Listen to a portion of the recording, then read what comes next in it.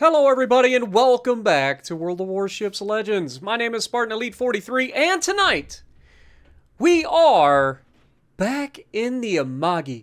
Now this wasn't going to be my first choice of a video tonight, but you know when life gives you such great games, you kind of have no choice but to post them for y'all. And boys, this one's going to be a good one. And it could have been even more ridiculous if I had decided a couple of different times to, I don't know, do differently. We'll go over it. But before we do, if you guys enjoyed yesterday's absolute banger of a teaching game and the Yamato, and you are looking forward to my daily content, make sure you guys punch that like button. And if you haven't subscribed, which half of you guys that watch my videos have not subscribed, according to my YouTube analytics, so please punch that subscribe button. It's completely free, doesn't cost you anything, and you can unsubscribe at any time if you dislike the content that I start producing. Now, all the formalities out of the way, let's get ready to rumble. And we have a disappearing Amagi. Unfortunate, because I just used my frickin' spotter plane and everything. If only there was another target I could shoot. Look, it's the Amagi! Oh, he's angling away. But, look, it's the Cleveland! Flat broadside and sailing in a pretty much straight line. Let's see if we can hit him, shall we? Oof. Not the best dispersion on the planet, but it's mostly horizontal, and if he continues to sail in a straight line... Oh, rip the dream. Most of the shells fell short. And long. Only 2 of them hit him. 'Tis the unfortunate side effect of the Japanese troll dispersion. But it's okay, because we won't get that many troll dispersions in this one. I get asked a lot, is the Amagi worth it? Is the Amagi still... Oh my god. There's a Jaeger. Yeah, okay. That scared me a minute. What the heck? Oh, it's still the Jaeger. I forgot. 16 demon fish screaming across the ocean, and oh my god, Lepanto took a shot at me. We shot at him. It's only fair. 5 penetrations. We'll take it. And we're up to 12,000 damage. Now, one of the things that I like to do is read the map. You guys hear me talk about this all the time.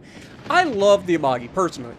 I think it's still fantastic, despite its nerfs back in the day. It is still an absolutely beast mode of a ship. And it punches real hard when it behaves. I've always said it's a tale of 2 ships. It's going to either make you want to uninstall, or it's going to make you giggle uncontrollably. There's really no in-between with the Amagi. I don't know why, it's just the way it is. Now, supposedly, at range, you're supposed to get better dispersion. And by at range, I think, whereas the Russians get better dispersion inside of 12 kilometers, I believe the Japanese battleships get a dispersion buff beyond 12 kilometers. You guys can ask the developers personally. I mean, I think that's roughly what it is. Okay, there's a couple little caveats out there, but in, like, generally, that's kind of what we're looking at. Now, Cleveland, again, dude is not paying attention. He's dodging everybody but me in this lobby because he just doesn't pay attention. Plain and simple, and he's lucky to still be alive. If he was in any other ship, and honestly, Cleveland's are known for getting dev struck too, he would have been dead right there. But he gets very lucky. I aimed high, expecting him to turn out, and he sailed in a straight line, so most of our shells overpinned rather than going down into the citadel. Okay, all about shot placement, folks. A lot of times, the first time we shot at him, we shot too low. Second time we shot at him, we shot too high. One of these days, we're going to hit him just right. The Goldilocks zone. But no. Balti is thinking about doing the unthinkable. And unfortunately, he thinks twice of it and decides, maybe not the best idea. So instead of worrying about the Balti, I start rotating my guns, or getting ready to start rotating my guns the other way. But notice I'm not sitting around like the destroyer player who's hiding behind an island. Now, I'll give the destroyer credit. He realizes that there are 2 radar cruisers here, so moving into the cap right away is probably not a good idea, especially in a game where you've got a carrier involved.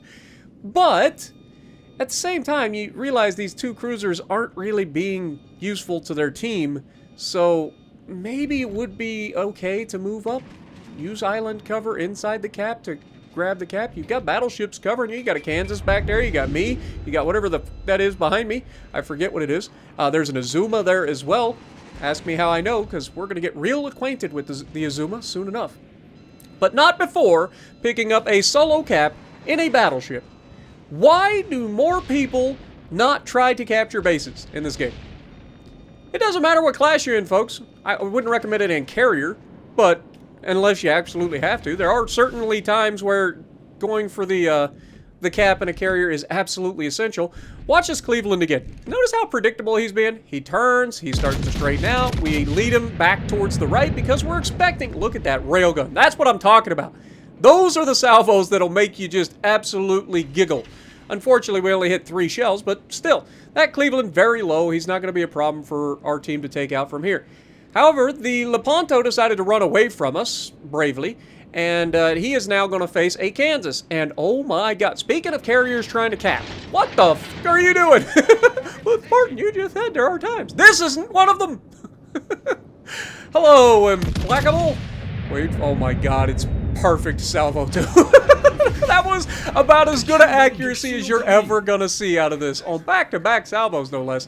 But yeah, just like that, we're up to 76,000, and you'll notice that I don't even have the epic mod on this thing. I have a reload mod on this for the final slot, but I don't have the epic mod because steel is expensive. It's a lot. It takes a long time, and I've been using my steel on everything. Oh my God! Hello, Azuma. Remember I said we were going to be real acquainted? Yeah, this guy really wants to go after this Baltimore and Cleveland. But only after he realizes that I have absolutely cleared the way, right? Like, God forbid your 32mm bow, or sorry, 27mm bow armor with a, I believe it's got an icebreaker on the bow at the waterline. God forbid you actually get your ship up there in the front line. This is an Azuma. It's got fantastic guns. It's got ridiculous HE and AP. It's got good armor. I mean, why wouldn't you be at the back? Anyway, I just like giving everybody a hard time. Have you guys noticed that yet? But I digress. Notice how everybody on my team is really, really concerned about the Lepanto and the Cleveland and the Balti. Nobody's paying attention to the fact the other side of the map has completely fallen. And when I say completely fallen, I mean they have all died. Maybe not yet, but they will, soon enough. The Iwami comes around the corner, the Amagi and the Iwami manage to take out the Repub, and then that leaves one guy, and the Iwami has torpedoes, and that poor guy is probably about to find out. Because that Iwami is very over-angled right now. Takes a huge hit, but unfortunately leaves him alive. The Bismarck is... Oh God, he got the torpedoes away. Rip the Bismarck. Those are hard-hitting torpedoes as well. But notice how I'm radared right now. The Balti is radaring for no reason. I don't know why, but, you know, panic radar, I guess. The Azuma is charging him down. It's the only one near him, but he radars and keeps me spotted. Kansas goes down to the Lepanto, which is just sadness. I'm sorry. I would like to revoke your Kansas license. You went on a full drive-by of a Lepanto, and that man is still alive? Something didn't happen right, okay? Not hating, just pointing out the obvious.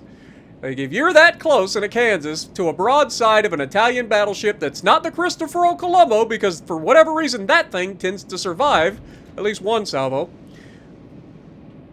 you should be dev striking them. I'm just saying, okay? Anyway, we're going to push up. We know the destroyer is behind us heading into Delta because we have a brain.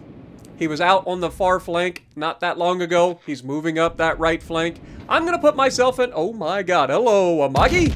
Let's aim just above the waterline and immediately start turning in because we're expecting to get shot back. We citadel him and take all of his hit points, and we manage to stay angled to the Amagi enough to take very little damage in return.